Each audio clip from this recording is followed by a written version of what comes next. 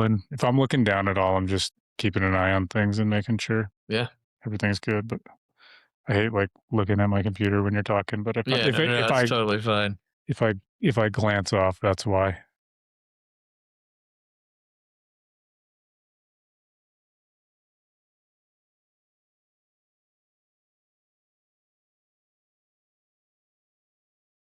How do you your last name? Is it Vester or Ivester? Ivester. Ivester. Yeah. I don't know why I was thinking it was just Vester, but Yeah. The most common, usually get Ivester, which may be actually the original pronunciation, but I'm Southern, so it's just Ivester.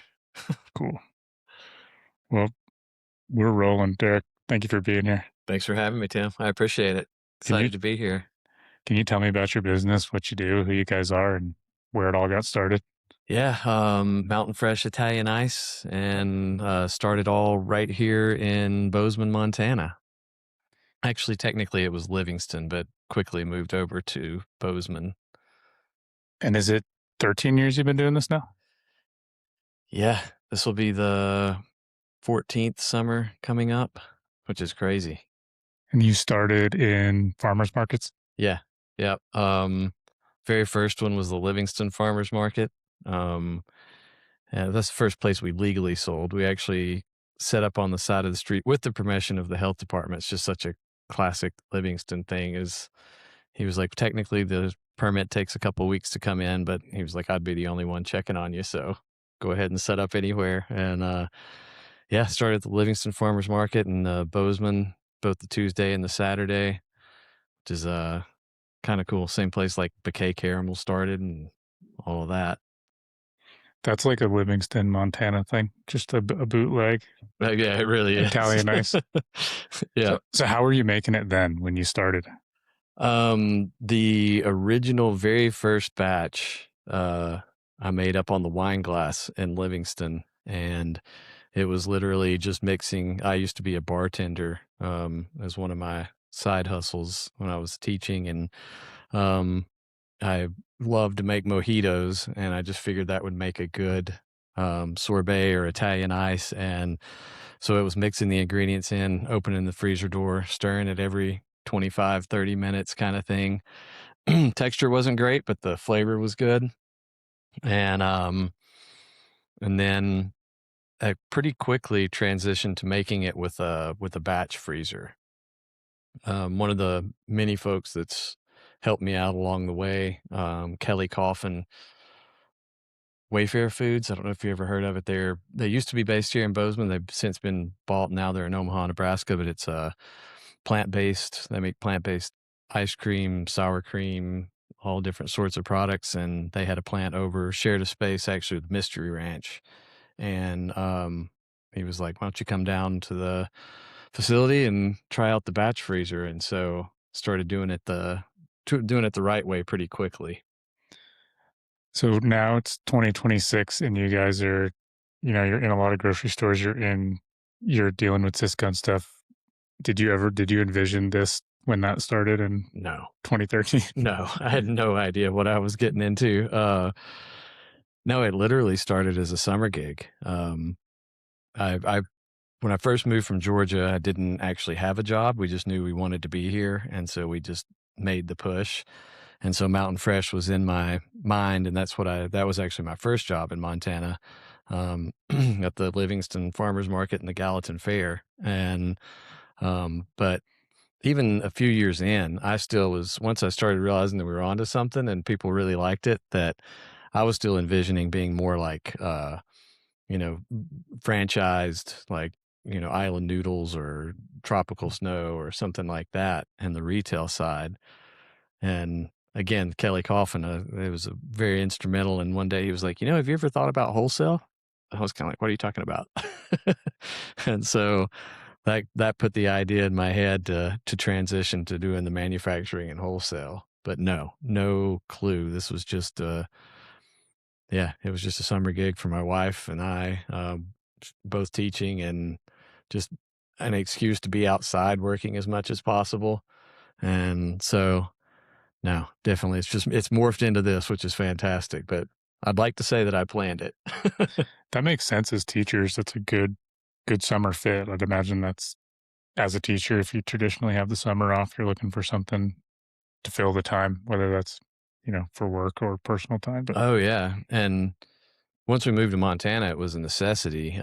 We both had teaching jobs in Georgia, and actually the way that we wound up here was because we used to take summer-long, camping trips. We'd load our Toyota Camry up with backpacking equipment and, our daughter and spend 7 to 9 weeks going from national park to national park doing, canoe trips, rafting trips, backpacking trips when our daughter got older, um and yeah, so you gotta and plus in Georgia, it's too hot to stick around for the summer anyway.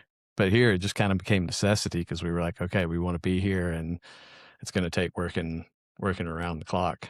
did you guys start off in Livingston and eventually move over to Bozeman? Yep, yep, we had a friend that, lived in Livingston, and then technically for over a decade, we lived right on the Park County Gallatin line out Trail Creek, out in the middle of Okay, nowhere, that's a so nice spot. yeah, it was great. It was on 11 acres, couldn't see our neighbors.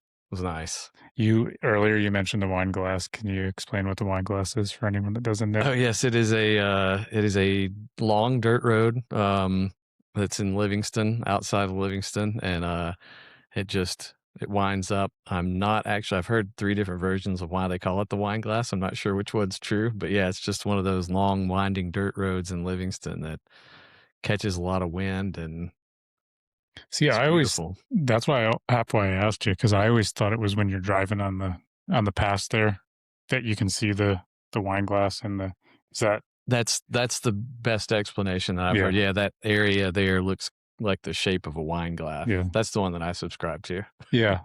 I thought it looked more like a, um, not a wine glass, but well, I don't know. I'm not gonna know the drinks off the top, like a, martini glass. Oh, yeah. See, like, that's what I think it looks like in my head when I You got see it. it, It's but more angular like that, yeah. actually. Okay, so from what I understand, you guys really put a lot of intention into the packaging, the ingredients. When did you morph into that? Was that the original vision or did that happen over time? That was definitely part of the original vision. I really I'd never been concerned about what I put in my body, quite frankly, until my daughter was born, and then I started considering those things, and the more I researched, ingredients and things like that, as she was younger, was trying to keep her away from food dyes and, things as much as possible, and then also I knew that I didn't want there to be evidence of mountain fresh 1,000 years from now with single serving plastic and things like that. So, honestly, we were a little bit at the head of the curve on that because we started even before the farmers markets or anywhere was requiring it. We were using compostable corn cups. Looks like plastic. They do a really good job with it. And we were using those from day one, and I've done that ever since. And then when I was putting the formulation together, that's what I really was paying attention to the ingredients and wanted to try to make least amount of impact as possible and try to use products that were not only better for your body, but just better, more sustainably grown and um, plant-based powders instead of chemical food dyes and organic cane sugar, just to try to support crops and things that use less chemicals and put less of that back into the water. Hi, folks. Quick note from me. If you don't already know, the goal of Mountain Mule Media is to build real connection between Montana's businesses and the people they serve. If this episode or any other has given you something worth thinking about, smiling at, or passing along, I've got a small ask. Share it with a friend, text it to someone, post it in your story. That one simple action helps these businesses get seen, grow, and thrive, and it helps this show keep going. Thank you for supporting these Montana businesses.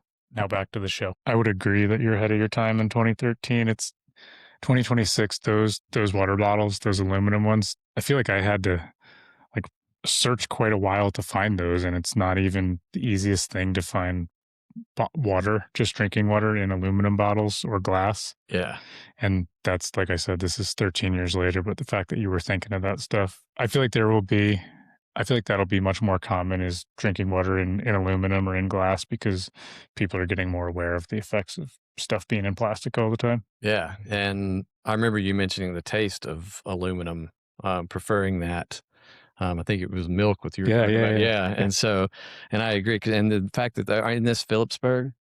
yeah, Yeah, yep. and the fact that it's made here is even better, but I agree, it's easier to recycle and, yeah, and that was just something that really it's just kinda been my North Star philosophy is just be kind to people and the planet as much as possible because, we were always taught I grew up hunting in Georgia and, it was always and I think most of us here in Montana and the rest of the country and places as well, but we were taught, to try to leave no trace, whether that's camping, backpacking, hunting, hiking. And, I think that if we don't try to leave it better than we found it, at least not mess it up for the next person kind of thing. And so I think we've kind of taken some steps backwards and I think it's going to be more and more up to businesses to kind of take those opportunities to either continue using methods and materials that we know that are not great for our planet or our neighbors, or to try to just make less of an impact. Because I mean, we're going to make an impact. Yeah, It's the trucks on the road delivering my product, or the packaging that the packaging comes in. And so I just wanted to try to make as less at least amount of impact as possible. that's more recently as Mountain Mule's growing, we're, defining who we are and what we do. A big one that keeps sticking out for me is leave everything better than we found it. And that, like, from the smallest things to our daily stuff to the way we treat our clients. But like, I think about that with the bottled water and just if that can be our North Star for how we interact with people and make our decisions as a company, I think it's going to like net benefit us and everyone. And I think that will net benefit the whole country and or the state for starters and go from there. Yeah, yeah, absolutely. And I was thinking about that. The you were I can't think of her name right now. That owns the refillery, Yep. but Sarah.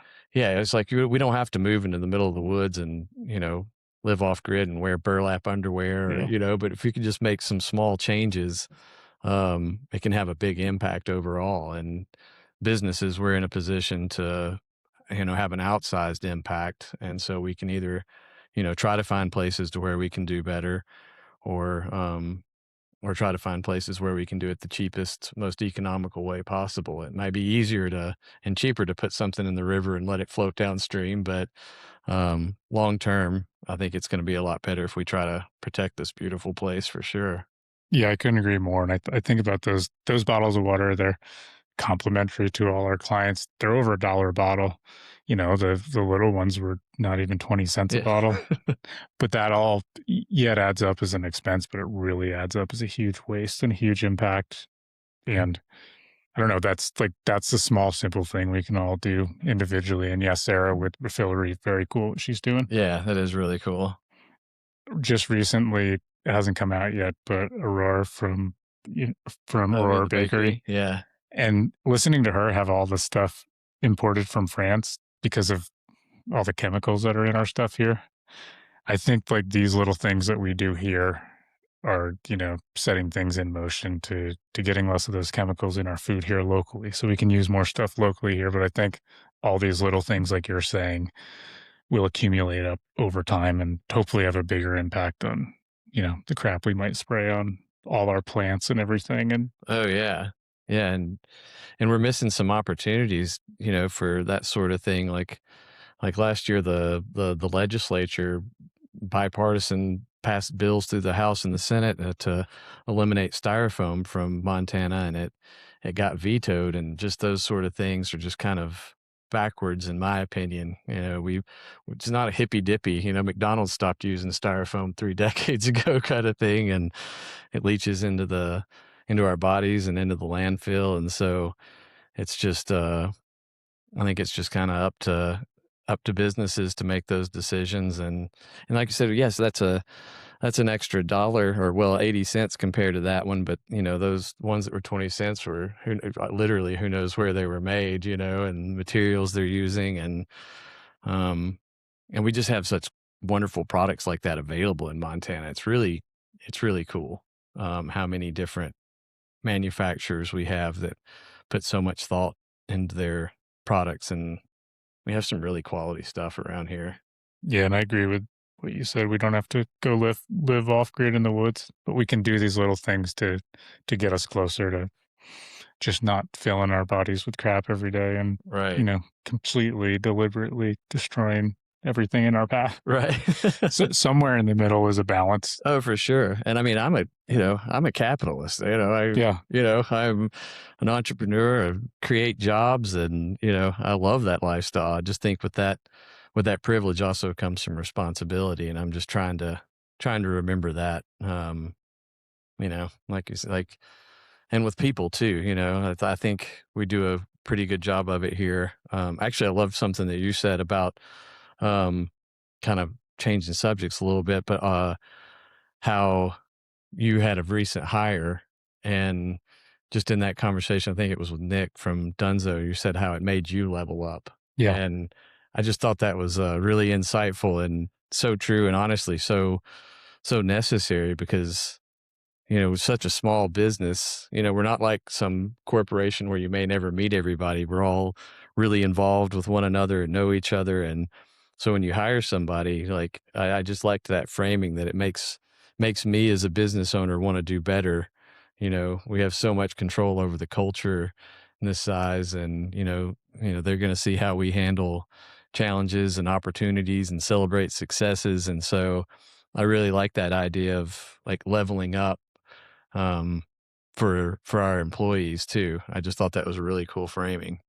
Yeah, and I think even to expand on that, like when you become a more known business and people know, to the simple things you're doing with using stuff that's biodegradable, you could like the customers make you level up too because you're like, man, this is going to have an impact. They're going to know me for this. They're going to know my staff for this. So we got to level up. And then I think about that with the employee, like it just keeps at me as a person, it keeps me much more honest. If I'm not dealing with anyone in the public and any employees, probably get away with a little more. No one's gonna know. Is it gonna hurt anyone?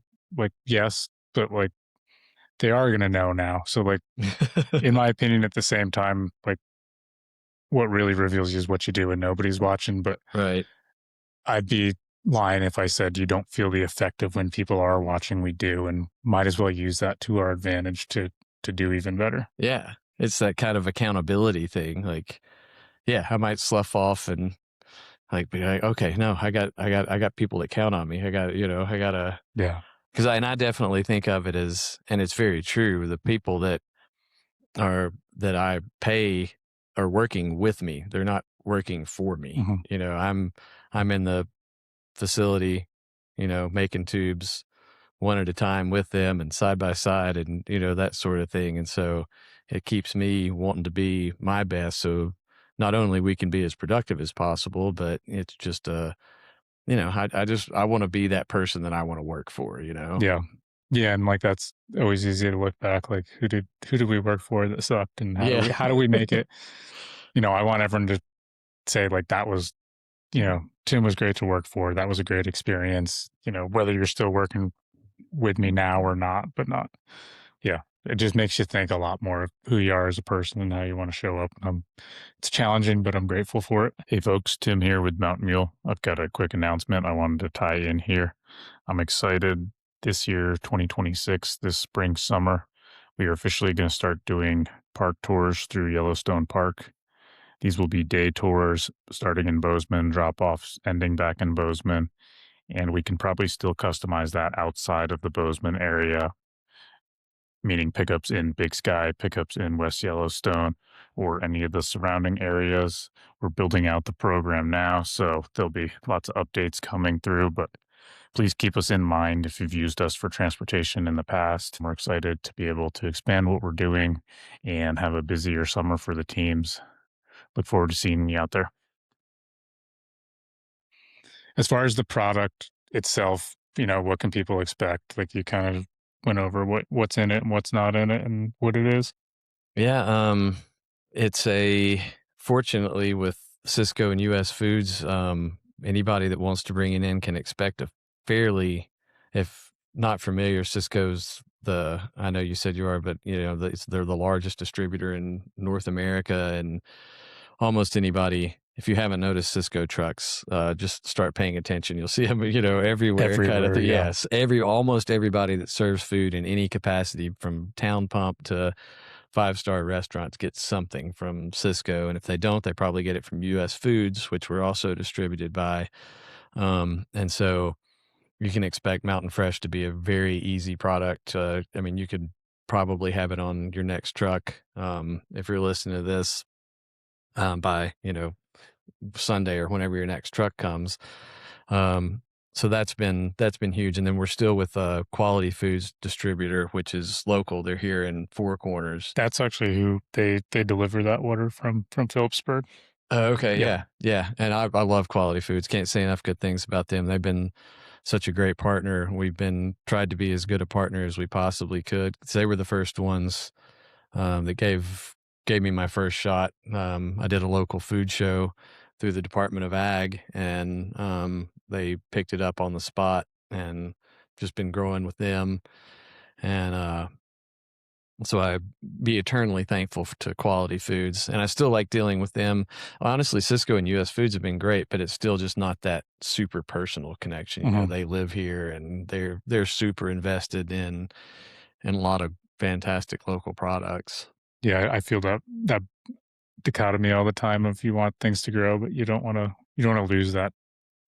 That's the best thing in my opinion. One of the best things about Montana is the personal connections we have to everyone and everything we do, and we're Absolutely. also intertwined in our daily lives and in our business lives. Yeah, it really is so cool. I love going to the grocery store and, you can run into the person that made your ghee Mhm. or, or grew your broccoli. And, it just, I spent most of my adult life in Atlanta and Long Beach. And you just, you're so far removed Mhm. from, I mean, the only place that sold local beef in Atlanta was Whole Foods, which couldn't get more ironic than that. Yeah. And, just the opportunities we have here, and I think you're absolutely right, that personal connection, it's just, yeah, it's just something we have that's very special here, and love that about Montana. Do you know how far the mountain ice has gone on the Cisco trucks? I think the furthest place right now is, I'm actually headed there in a couple of weeks to, Moab is about, Moab, Utah is about as far south 'cause, our furthest, distribution center south is Salt Lake, um, and then we're also in the Boise distribution center. We have a small presence there, but we're growing that this year. And I'm honestly not sure how far west they go, but I think the furthest is Moab, which is just it's crazy. I've got a guy recently that I'm taking him in one of those glass top freezers because he said he loves the product and wants to bring it in. And like I actually still couldn't be more giddy about the fact that like there's going to be a Mountain Fresh freezer in downtown Moab. Oh, Like, nice. Yeah, like yeah. just those sort of things still really, I'm just like, yeah, I honestly can't believe it. I have to pinch myself sometimes. And you guys are in town and country here locally. Where else are you Yeah. locally here? We're in, all the town and countries across the state. Here locally in Bozeman, we're in both the co-ops. Love the co-op. That was actually my target store for the ingredients and everything. I knew if it was clean enough for the co-op that it was gonna check all those boxes. And, so we're in both the co-ops, we're in several of the coffee shops. Ghost Town carries it, Tree Line carries it, Joe's on Parkway, love that little store too. Food Works in Livingston. Um, so quite a few of the local it's carried also at Montana State, the concession stands at the Brick and the stadium carry it, which I'm also super excited about. Um, and so, yeah, we're getting Bozeman Hot Springs, Norris Hot Springs sells a Nice. ton of them. Yeah. Oh, very cool. Yeah, it's so crazy whenever people are at the farmer's market and, we're still connecting the dots. We're scooping at the farmer's markets, but still have the packaging there just to kinda start conversations, and people are still like, "Oh, wait, that's that? We get that." And I'm like, "Oh, where'd you try it?" And it seems like 9 times out of 10, it's Norris. It's kinda S crazy. how big of containers do you guys have it in when you're scooping it? Is it in the It's in 2.5 gallon, okay. containers, yeah. Have you looked into trying to get into schools around here, or is it in any schools? We have, But you did say Montana State, right? yep, it's in Montana State. Bozeman High carries it at the concession stands. I actually have on my list of things to do later today to try to get in touch with Gallatin High about them because they're about to start hosting some big brother and big sister sports tournaments that I'm thinking about sponsoring. And I was like, oh, I need to talk to the concessions person. But yeah, schools are definitely a big push. Most of the time, because of the federal guidelines, it has to be sold outside of school hours because during school hours, there's a very had the first ingredient has to be either whole grains or fruit. It's kind of messed up because that means Doritos and Cheetos can be sold, but Mountain Fresh can't. But that's another story. But yeah, schools do it a lot for ice cream socials and picnics and that sort of thing. And then the hospitals starting to carry it. Hospitals carry it for people that have to be on like clear liquid diets and we've added electrolytes. Actually, at Great Falls Hospital request because they were like, "Hey, we're wanting to do something kind of like Pedialyte," and so we've started doing that, which is good crossover too. We're partnering with Spartan races for the past couple of years. And we're trying to get in with more like endurance athletic kind of things and offering the electrolytes um, and all of that too. So Remind me after I'll mention a partnership idea to you and you can okay, yeah, um yeah, that's I think I was telling you earlier, gal that works with us with Mountain Mule and drives, she like makes some homemade ice cream and she was like, "Oh man, I'd love to do it at a, start at a farmer's market or something." How did you make that transition from you're doing it in the summer? Like when did you decide, okay, I can't teach anymore, I gotta do this? oh man, there were a lot of nights and weekends when it started being clear that that was the route that I want to take, and it was in 2019, right before it was actually when we got picked up by Quality Foods, and I mean, I had no idea what I was doing. That's one of the things I've learned definitely is that everything is figure outable. My master's degree is in multi-ethnic literature, so I literally had to Google everything or talk to someone. I've always been smart enough to at least listen to people who know what they're talking about. And so I realized it was 2019 when I started seriously considering, was pretty sure that 20 end of that school year was 2020 and was going to be my last. And then COVID hit and it kind of just forced that decision. Um, which was a great time to get out of teaching, Hmm. distance learning, man, and all that came with that, and, wasn't great timing for launching a business that were still at that point required so much face-to-face time, um, and with the supply chains and all that, it was kind of a rough start into that world, but it was 2019, 2020 when I was like, "Okay, I gotta go all in," and I'm really glad that I did. And what were you teaching? I worked at one of the small rural schools on Bear Canyon public school, K through 8, all in one building. We had about 50 to 60 kids total, combined classrooms and all of that. So I worked primarily with a lot of special education kids that had learning disabilities or other cognitive delays and things like that. And so, and then a lot of kids that just needed help in one subject or another. So I was in charge of implementing learning plans to help kids stay on track. So I was really lucky because I got to work a lot one on one with kids, which is I don't know if you've ever worked with kids, but they're a lot more fun one on one than they are in groups. I did, it feels like a past life, but it was just a couple of years ago. I've got a martial arts background and I would teach jujitsu with the kids. A Okay. lot of fun. Like not necessarily one on one sometimes, but smaller groups. And I just think kids are fun to be around. Yeah. I'm much more sympathetic and empathetic to kids that are a pain versus adults that are a pain. Yes, absolutely. And that was honestly, that's why I tell people that too, is like, it was never the kids that I got tired of. It was the parents. Yeah. It's like, your kid's fine. you're a hot mess. Yeah, the kids are figuring it out. I Yeah, have so much grace. I'm like, "Hey," yeah, you're a kid. now I'm like, "You're a full-grown adult." I'm like, "Come on, really? We're still doing this?" Yeah, very fair. But very cool. Was that Fort Ellis? It was very close to Mount Ellis. It's Lamont is Okay. the public school. We actually partnered with Mount Ellis for all of our sports teams because neither of them nor us could field even a basketball team. So we had my daughter actually went to Lamont. I was lucky enough to teach there her whole time through there. And so she was always playing basketball and volleyball, and half the team was from the public school and the other half of the team was from the private school. So it was kind of those two schools are definitely intertwined. Mhm. And your wife's a teacher as well? She does stuff with the college?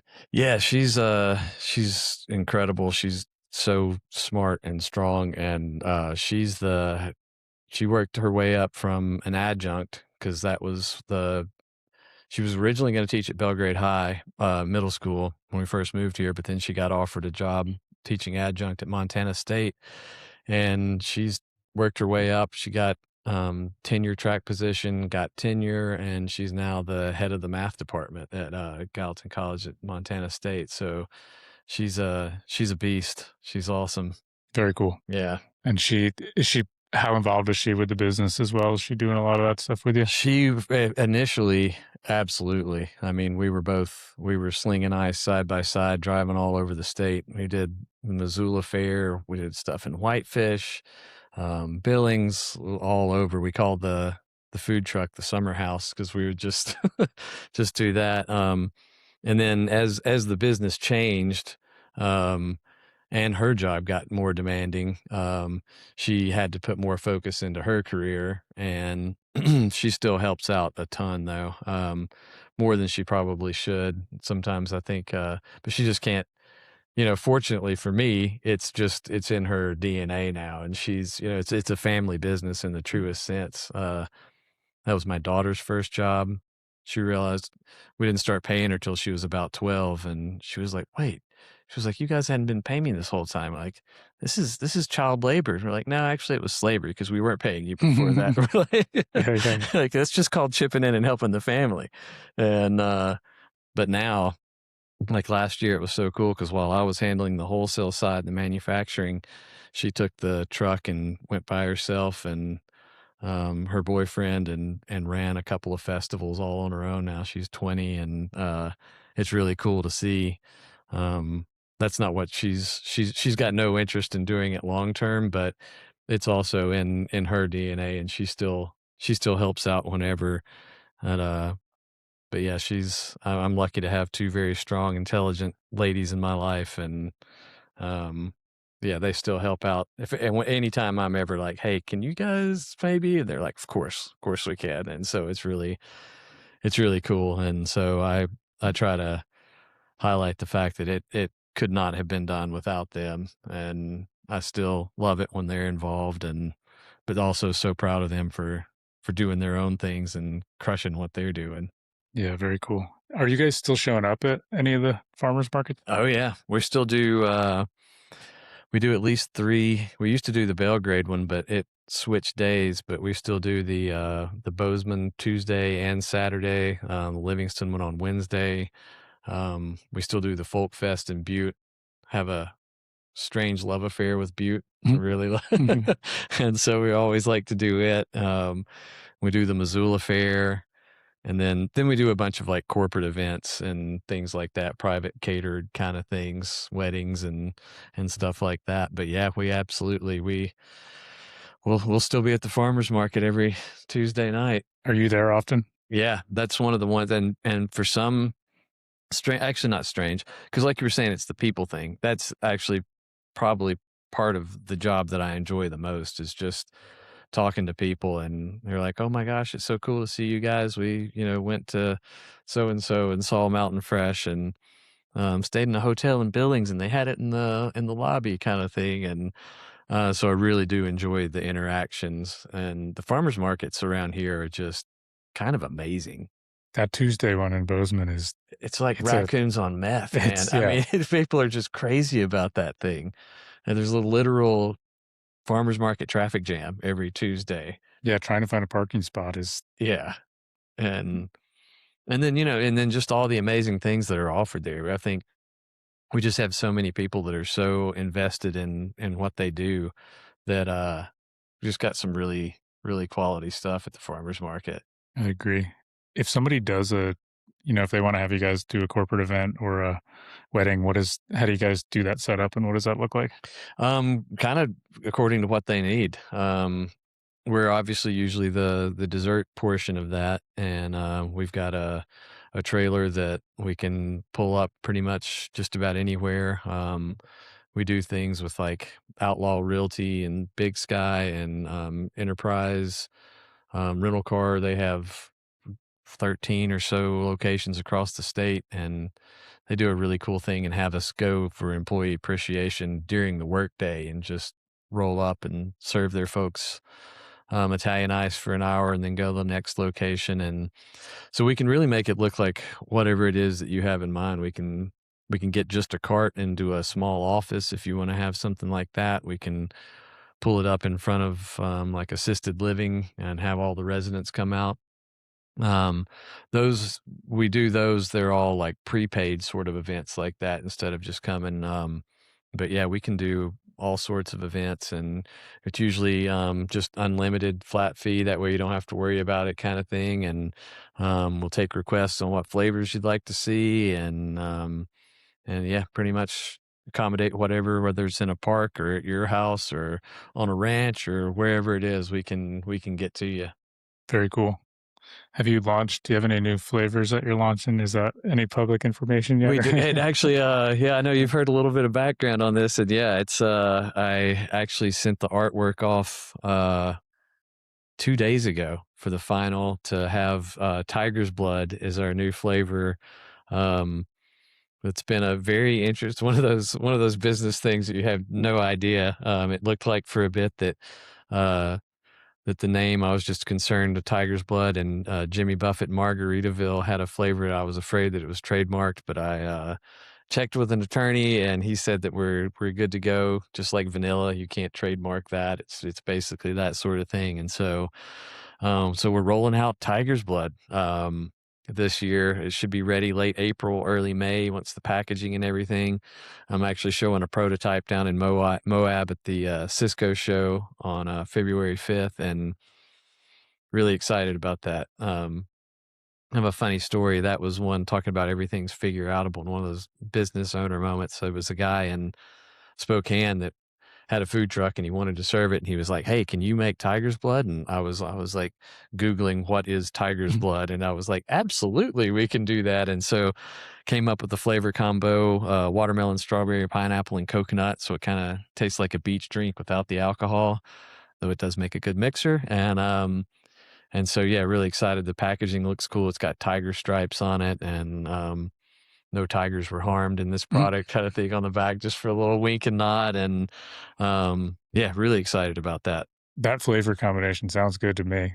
I Yeah, know some people, like, were joking when we were talking about it, I don't know if it was the coconut or the pineapple, but it's usually the those sound great to coconut. me. If that's one of those flavors that's kind of polarizing, either it's not, it's okay, but it's just got a little hint. It's just basically a little bit of pina colada in with the others, and but yeah, it's just a fun flavor, and kids and adults get excited about it. I always love that, is we really don't sell to just kids. It's very much especially at the farmers market. If it were an event where there's alcohol, generally the adults are going to have a beer instead of a Mountain Fresh, um, but it's still something that we're all kids when it comes down to it. Get excited about something like that. I agree. How many flavors do you guys do? In the packaging now, we have 8 flavors that are available in single serving, and then we do make more than that in the summer in the 2.5 gallon. In the packaging, we've got lemon, pink lemonade, huckleberry, of course, is our most popular flavor.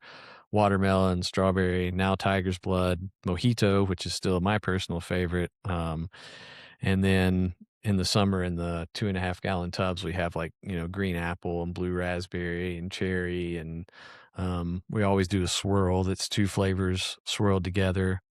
people generally don't even ask what they are. They're just excited for it to be swirled, and we do pina colada and, a bunch of different flavors in the summer. And there's no sugar in these? There is sugar, it's, just no refined sugar, so Okay, it's organic cane sugar, which is kinda like that sugar in the raw.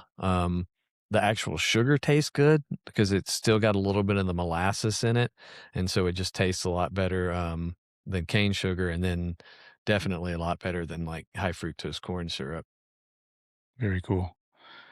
When I was doing a little bit of research, on your Instagram and stuff just to find out more about you, saw you with a guitar in your hand. What do you Yes. is that what do you have to say about that, and what do you do with Oh, man, I still I wanna be a musician when I grow up, that's what I always say. I've been playing since I was, like, about 11, so oh gosh, yeah, what is that, 40 years now? It took me 9 years to graduate from college because I was far more concerned about being in a band and that sort of thing, and so it's just been huge part of my identity, big part of my life. I I still love playing and writing.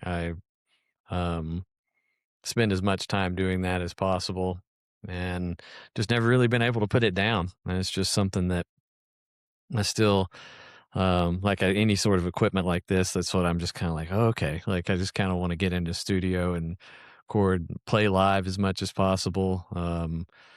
So I just had a bucket list time over, went with my wife and daughter to Ireland and set in a traditional jam session and played, and that was just one of those things I've always wanted to do, and then we used to do the brewery tour about a decade ago, would play at, like, MAP and Neptune's and Katabatic, and I still play out at different places like that every once in a while, but not as much as I'd like to, but yeah, that's what fills my cup for sure.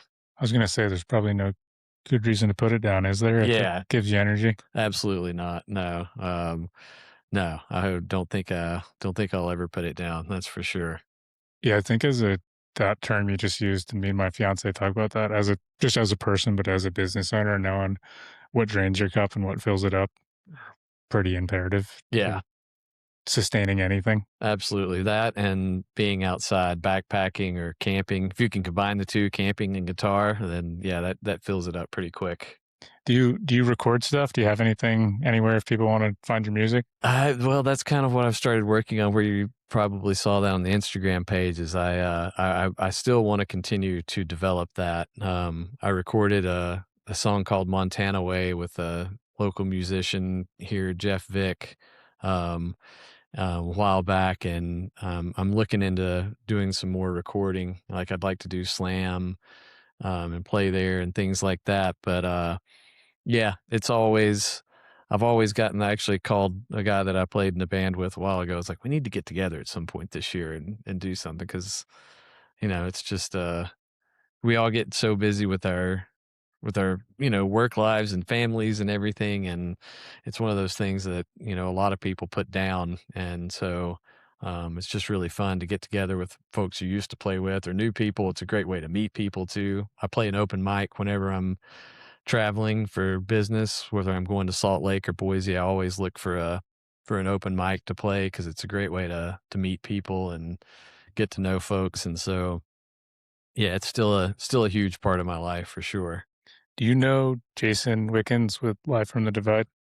I know of him, I don't know him personally. I should send you that episode he did. It was a while back, and I was thinking when I was looking at your Instagram, Jason brought his guitar and just played like he hadn't even released it yet, but it was just a song he had written, and it gave me goosebumps, man, just like the acoustic sound of the guitar and everything. And have you been to any shows there? Yeah, Yeah, yeah, that's such a cool venue. yeah.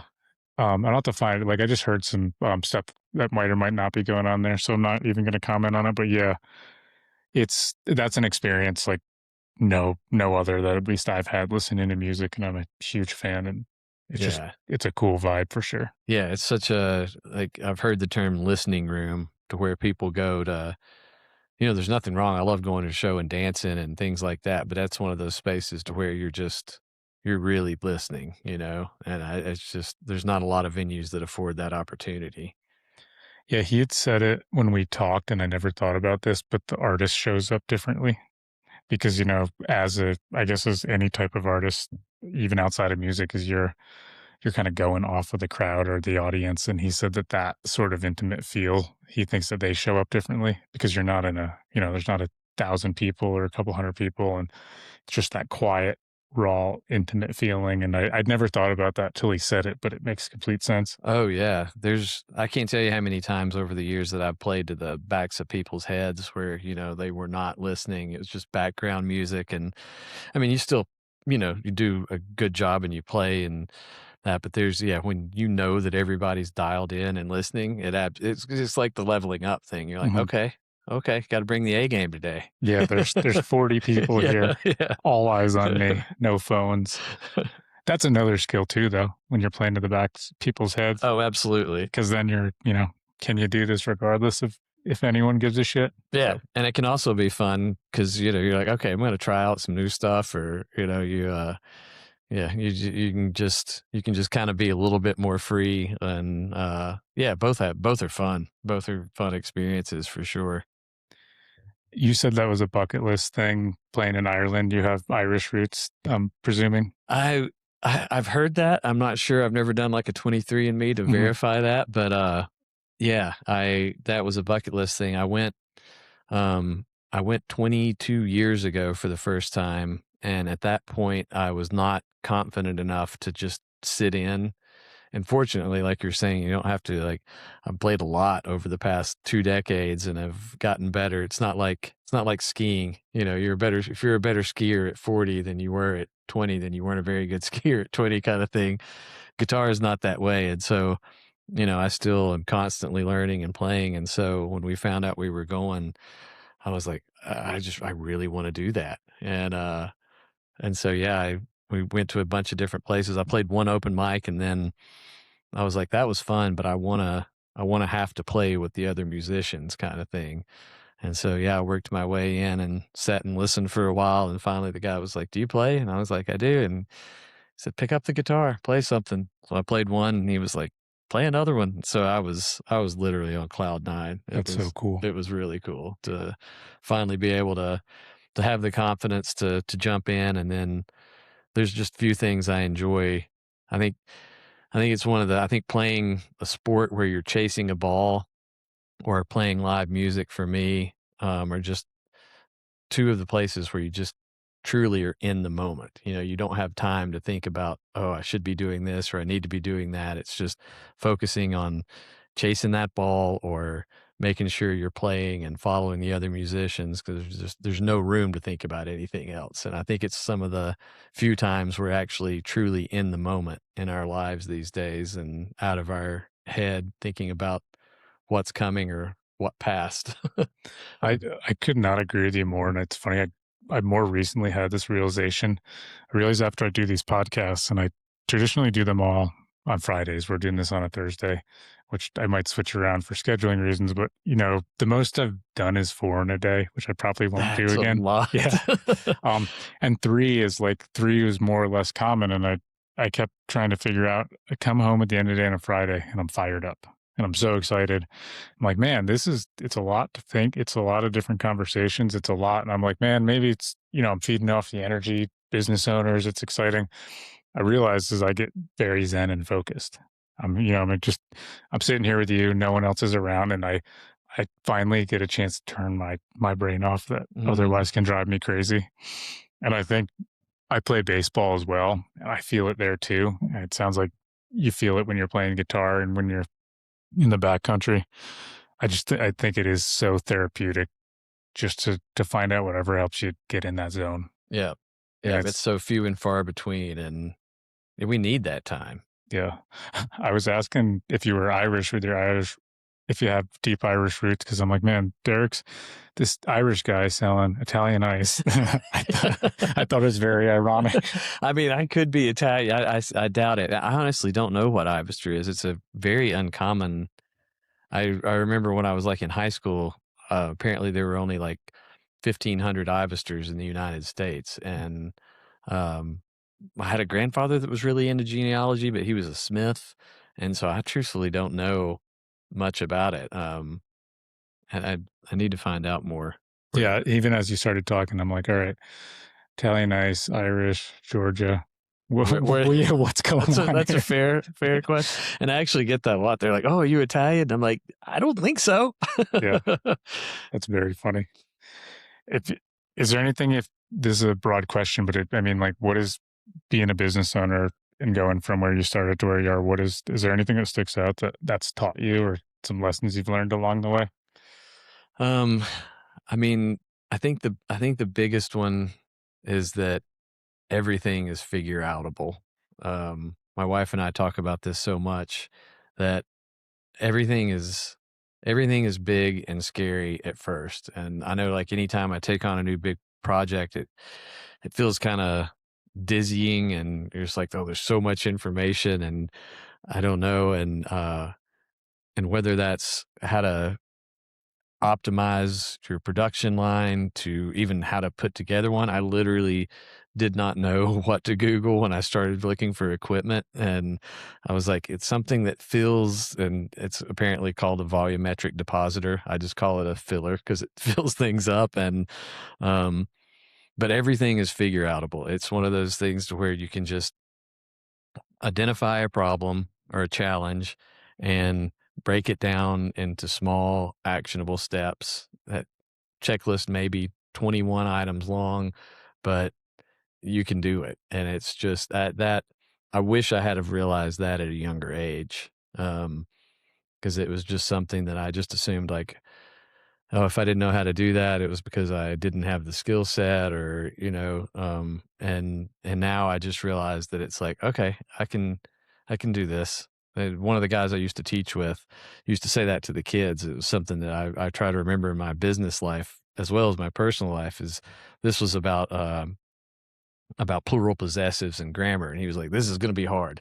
You're not going to like this. It's going to be scary. It's going to be hard. Then it's going to get easy because we're going to do it so many times that it gets easy. And I just try to remember that. I'm like, okay, this first time and the second time might be hard, but by the time I've done this 111 times, it's going to be a hell of a lot easier than it was the first time. And so just that figuring it out, being patient with the fact that, yeah, right now I'm ignorant about this, but I can learn it. I can figure it out. I can do it.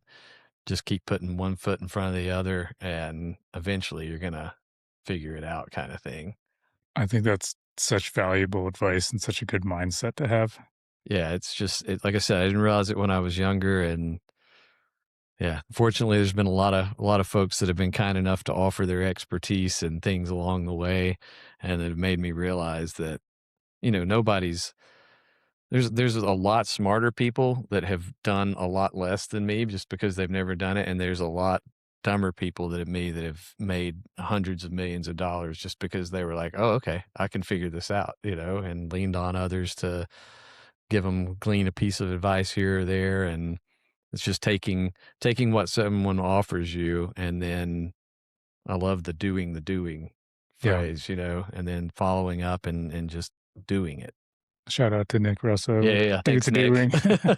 But yeah, I literally was talking with Kate earlier today and I told her she was talking about the ice cream and I said very similar. I said, we're really just figuring a lot of this out as we go. It's really just to have the nerve to do it. Right. You'll get it. You'll figure it out. But I think a lot of people are stuck on go because they want to have it all figured out and all dialed in. And like part of it is take the leap and you will figure it out along the way. And I always assumed that everybody but me had it figured out. I just Mhm. looked at people in whatever their positions, whether it was a doctor or the landscaping guy or whatever, and they're just like, oh, they know what they're doing and they're just doing it. And it never really occurred to me that it's because they figured it out. And, we're all just humans trying to figure it out. Yeah. Yeah, we have that weird illusion that Yeah. everyone but us Right. has it Imposter mastered. syndrome kind Yeah. of thing. And yeah.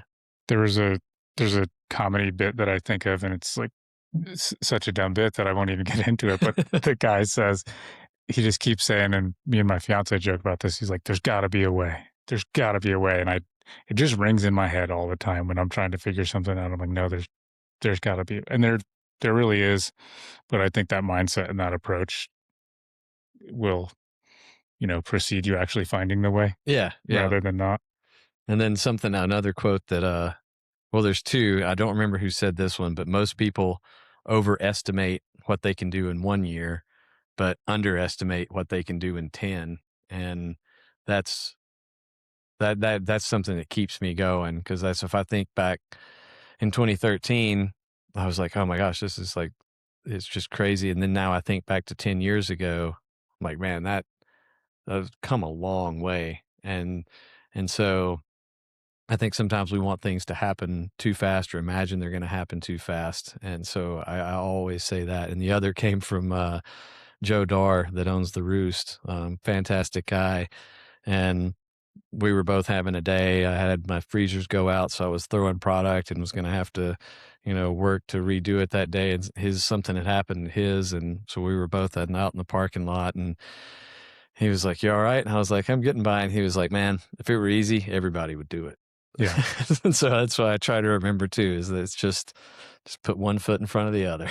Yeah, for sure. Yeah. When you were saying that earlier, everything's figureoutable, and I'm thinking, including the title for this episode, which will probably be "Everything is I Figureoutable." love that. It just seems like it made sense. If people want to find, where's the best place to find you guys? On your website, on your social? Yep, mountainfreshice.com. I need to be more active on Facebook, but I'm not. But we've got an active Instagram page that's mf underscore ice underscore. You can probably just put in Mountain Fresh, and Yeah, I can uh, link it in the description too, that'd so be people great. can find it. Yeah, and then my phone number, if you ever have any questions or anything, is 404-660-2122. Shoot me a text, give me a call. My email is Derek, DEREK, at mountainfreshice.com. And like I said, if you just want to order, you can check with Cisco or US Foods or Quality Foods. And but yeah, get in touch. I'd love to chat. Are you are you doing any live shows still? If anyone wants to come hear you play anywhere? None scheduled right now, Okay, but I'm definitely working. Yeah, I don't know the date. I'll always play at least one time at the Livingston Farmers Market during the summer. It's just such a fun gig. It's a perfect combination of listening, versus just folks having a good time. Such a fun gig. So I know I'll be playing that, but I'm not sure what date that is yet. Um, but yeah, no other days, but there'll be some. I'll put it on the page when it comes time, for sure. cool. Well, and that'll go on your Mountain Fresh Instagram if you're Yeah, I'll doing put anything? that. Yeah, Cool. I've got a music page as well, but yeah, I'll always put that on the Mountain Fresh page. Has a lot more followers than than my music Yeah, page. makes sense. Maybe, yeah, that could change someday too, Yeah, you yeah, we'll never know. see. We'll see. Cool, man. Well, I appreciate your time, Derek. Appreciate what you're doing, and yeah, we'll get this out there Yeah, into the. thanks, man. I really enjoy the show, and I truly appreciate you making me a part of it. Cool. Thanks, man. Yeah. Thanks for listening, folks. You can find the full blog post for every episode, along with key takeaways and links, at mountain-mule.com. If you haven't yet, consider following the show. That one small action helps these Montana businesses get seen, grow, and thrive, and it helps this podcast keep going too. If you know a business that would be a good fit for the show, we'd love to hear from you. Just reach out through the website or social. Thank you for supporting these Montana businesses. See you on the next show.